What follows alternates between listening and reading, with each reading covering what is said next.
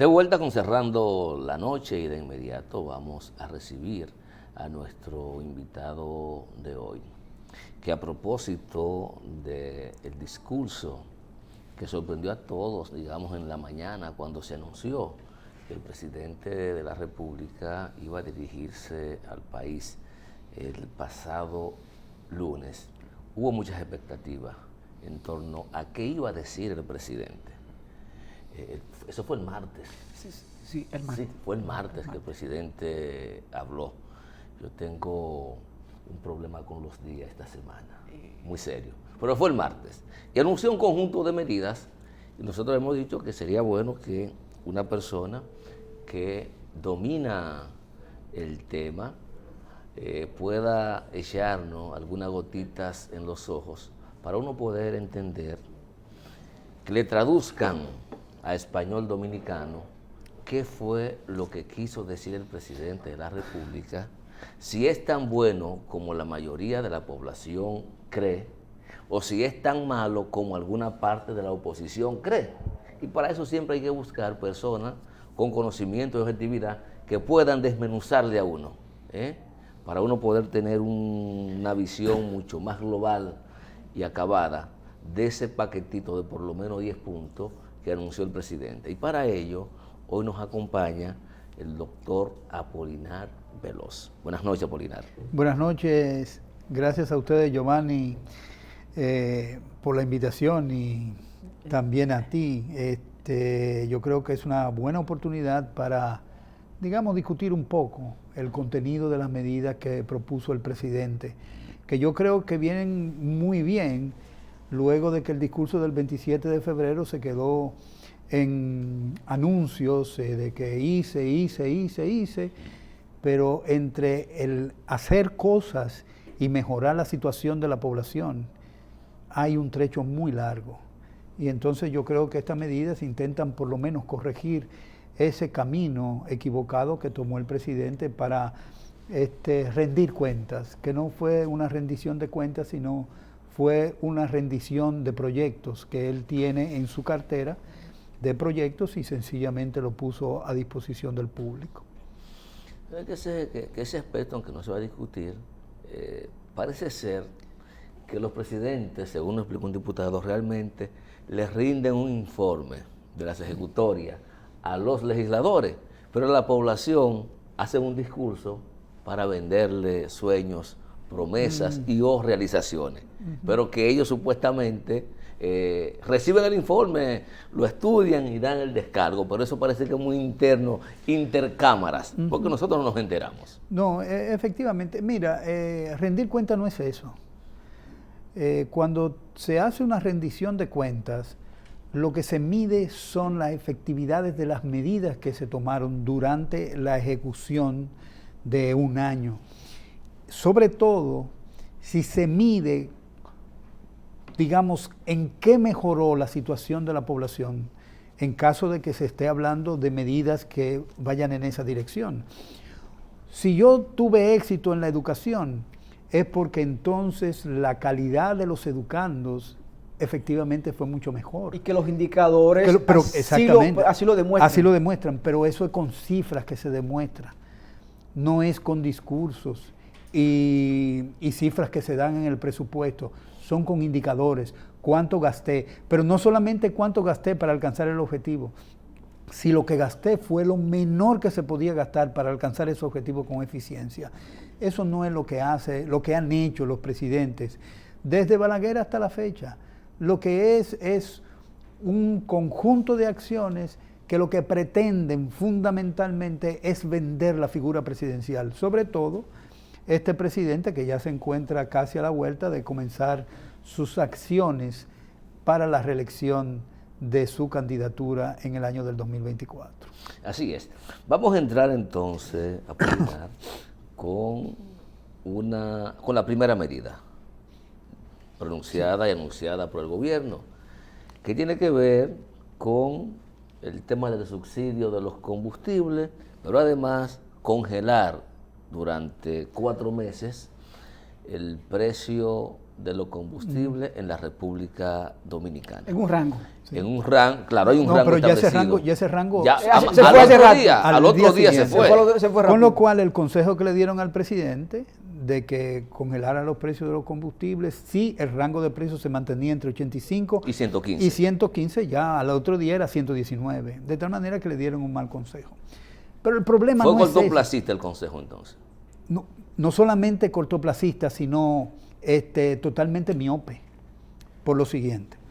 El problema de los combustibles en la República Dominicana es la corrección ilegal de la ley 112.00 de hidrocarburos, porque todos sabemos, incluso hubo periodistas que denunciaron eso miles de veces y que hoy ni siquiera se atreven a mencionarlo, de que hubo 2 resoluciones cuando estaba Sabiñón, el anterior ministro de Industria y Comercio. El actual senador de Barahona. El actual senador de Barahona, 2 resoluciones, las cuales incrementaron 35 centavos de dólar por cada galón de GLP, y con los ingresos de esa manipulación de la ley se construyó una terminal de gas en Boca Chica.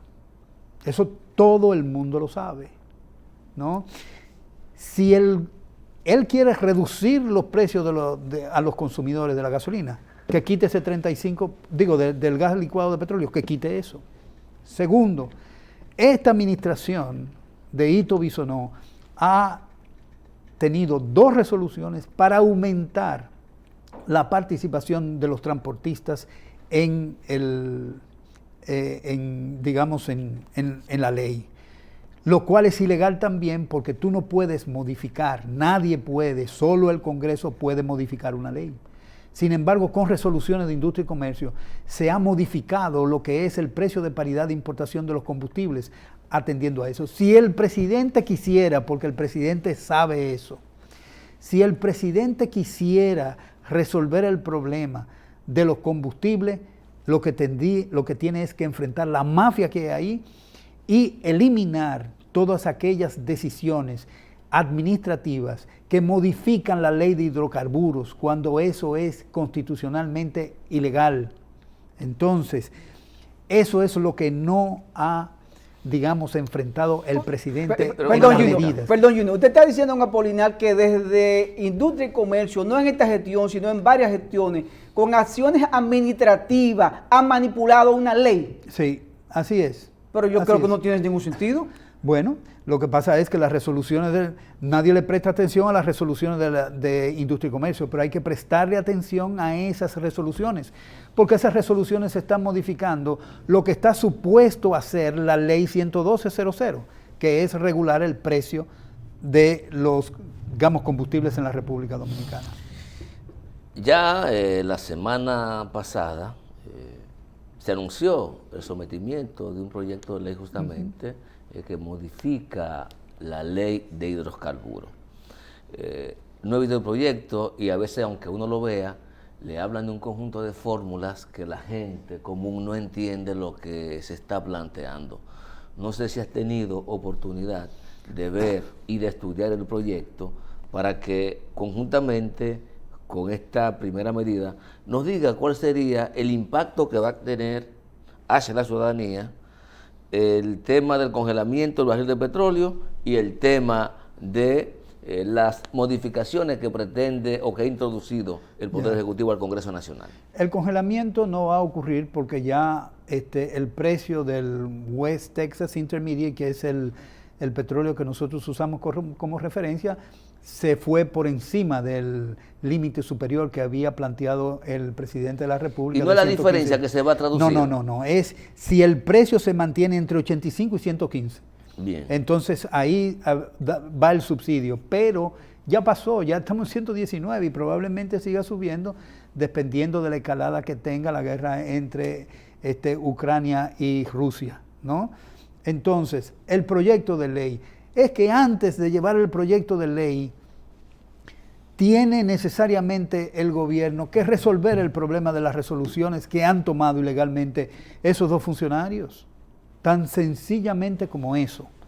antes de ir al Congreso con un nuevo proyecto de ley, corrija eso, que eso es de corto plazo y de manera inmediata. Eso tiene efectos en los precios de los combustibles inmediatamente.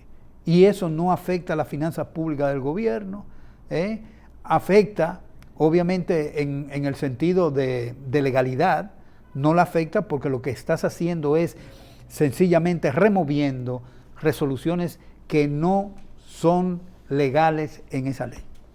Tan sencillamente como eso.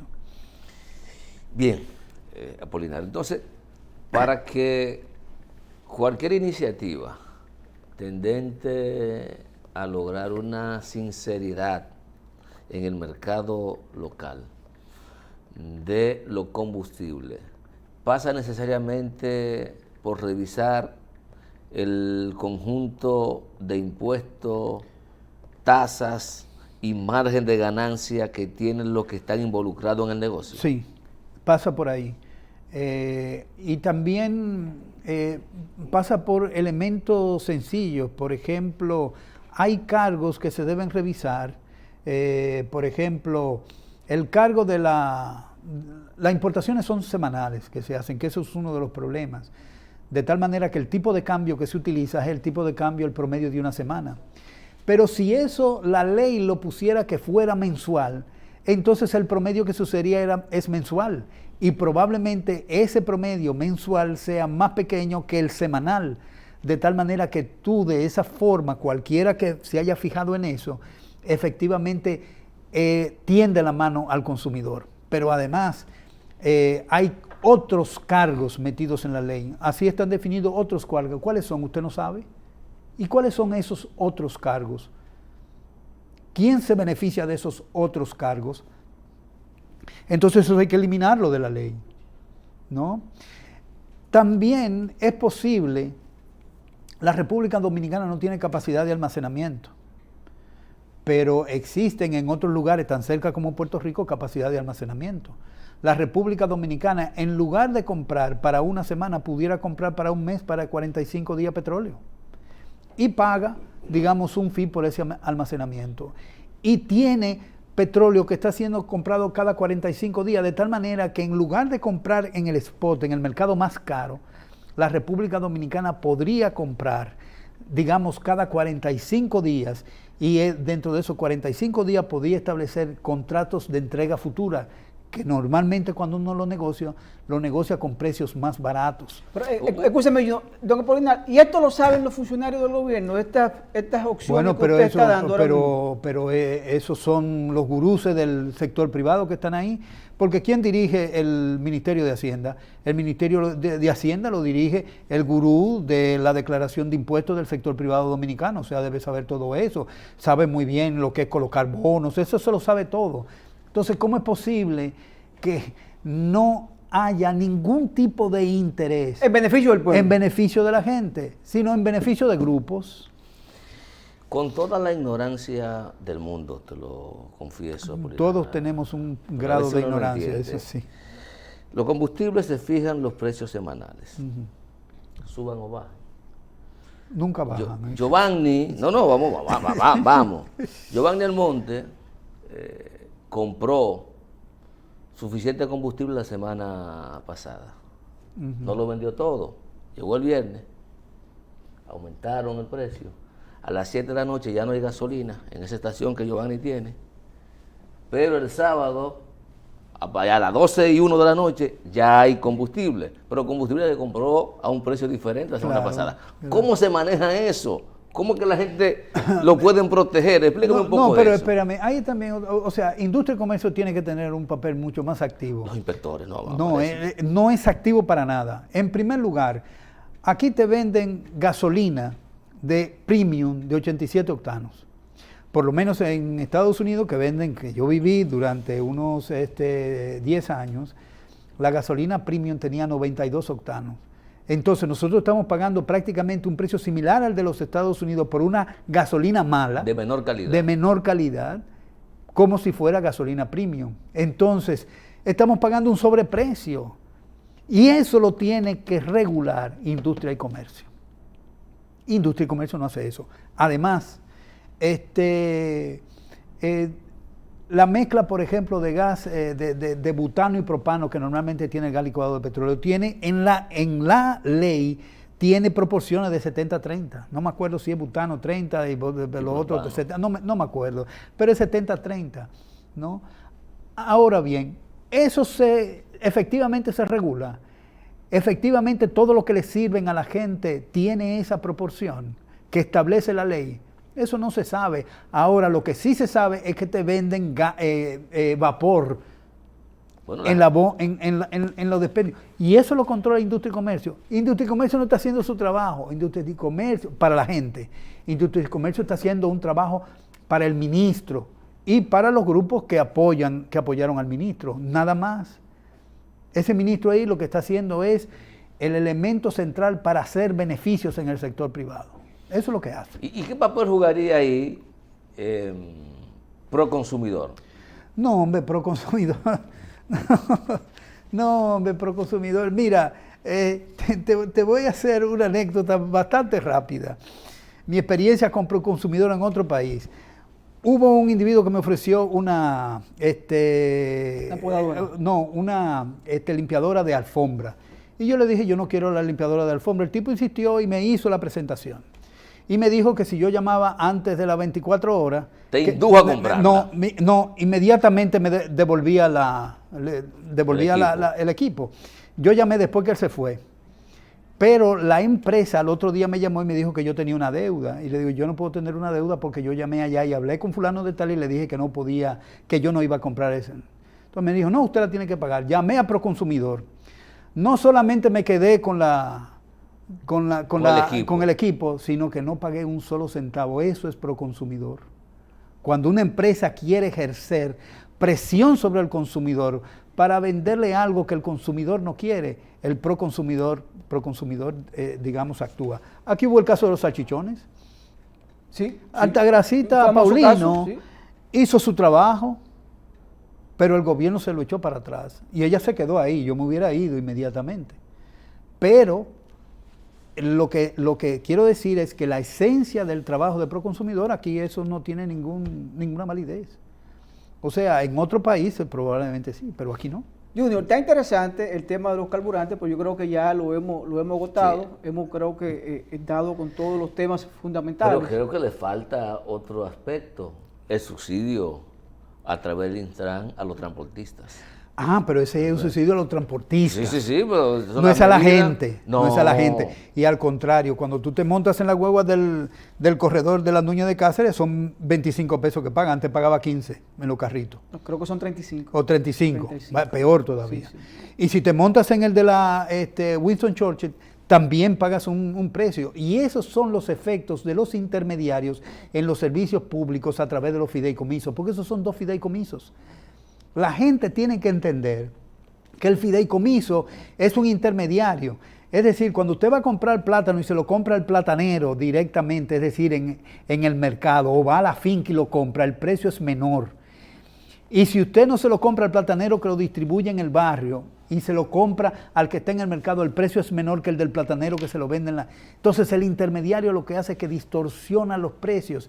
Y esa es la política del gobierno, distorsionar los precios para generar beneficios al sector privado dominicano a través de los fideicomisos y las APPs. Y eso es, digamos, lo que el presidente está ejecutando, que no estuvo nunca en su programa de gobierno y que lo mencionó por primera vez en el discurso de aceptación de la primera magistratura del Estado Dominicano. Don Apolinar, el presidente de la República cuando habló el martes, habló de que es la propuesta que hizo de modificar la ley de hidrocarburos en el 27 de febrero se iba a ejecutar y que ya está en la cancha del Congreso de la República, creo que está en el Senado de la República.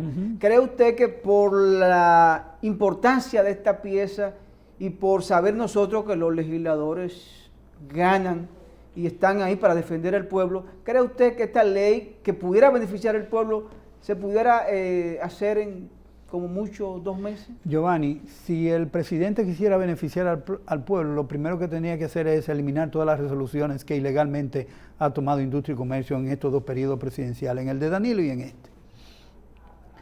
ese no es el objetivo. A mí yo lo que pienso es que poner en el Congreso, lo primero es que el Congreso no representa a la gente. El Congreso representa intereses, y eso hay que tenerlo claro. Intereses de varias naturaleza, ¿no? Entonces, no es ese el escenario justamente para discutir una ley que tienda a beneficiar a la gente. No es ese el escenario, porque ahí en ese escenario se van a manifestar los intereses de los transportistas, de los importadores de combustible, de los distribuidores de combustible, de todos los que participan en ese sector. Si el gobierno quisiera sencillamente financiar un tipo de, digamos, de subsidio, quítele las exenciones a las empresas que utilizan combustible para producir energía eléctrica, que nos cobran como si los subsidios no existieran. O sea, ahí los beneficios son extraordinarios. No solamente se ganan el subsidio, sino también su tasa de beneficio. Apolinar, en la medida número 3, el presidente anunció que enviaría al Congreso Nacional un proyecto de ley para tasa cero de arancel de algunos productos. Pero en el cuarto anunció también una rebaja de hasta un subsidio de hasta un 10% para alguna materia prima. Maíz, trigo, soya, harina, grasa vegetal, etcétera. Esas dos medidas, ¿cómo es que van a impactar positivamente en la gente? Lo que pasa, con su permiso, nos dicen que es tiempo de irnos a la pausa para que luego usted conteste esta pregunta interesante, oportuna, para que los amigos televidentes pues vayan un momentito al refrigerador a buscar un cafecito, un té y vuelvan luego de la pausa. Señores, conversamos con el economista Apolinar Veloz, interesante conversación sobre la alocución o discurso del presidente de la República ante la nación, de las medidas tomadas, las 10 medidas tomadas para hacer frente a la crisis económica que afecta a la República Dominicana, fruto del impacto del conflicto bélico entre Rusia y Ucrania. Vamos a la pausa y volvemos en breve.